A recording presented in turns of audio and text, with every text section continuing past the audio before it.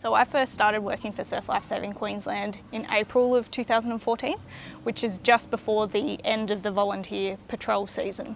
So it was quite good in a sense that I came in during winter time, so I could kind of have a few months. Bit of a slower time, yeah. Find my footing. It was busy with other projects, but not as busy as the summer months inevitably become. And it wasn't long before I realised I knew absolutely nothing. They say chucked in the deep end, and this was literally but chucked in the ocean deep end.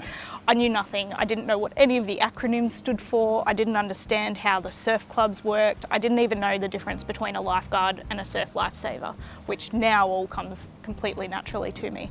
And I realised that the only way that I was going to ever be able to do a good job of my role was to become a surf lifesaver myself. So throughout that winter season, I trained for my bronze medallion, felt like a fish out of water, ploughed away trying to swim the necessary length in the right amount of time in order to qualify to then go on to the beach training sessions, learnt how to ride a rescue board, how to rescue somebody out of the water who may be unconscious, how to pull them back to the beach, learnt CPR and all of those requirements, and yeah, passed and got my bronze medallion, which was very, very unexpected. That's the last thing I ever would have thought I would have been doing. And then I patrolled over that season, that 2014-15 summer season.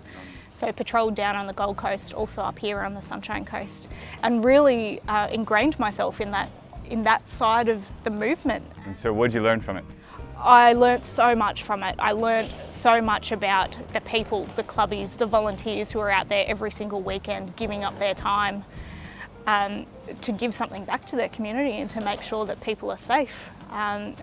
I learnt so much about the equipment, the processes, the way that it works, why people do what they do, you know, down to why we've put the flags where they are. I learnt so much about the geography and the ocean, and just it was so much. So would you say, even though this has nothing to do with your job role, how important would you say it is to understand, to the best of your capacity, the other roles within the organisation? It's absolutely invaluable. I feel like in my role I sort of need to be a jack of all trades in terms of understanding all of the little roles and how they fit together, and it comes back to needing to understand that entire strategy of the organisation.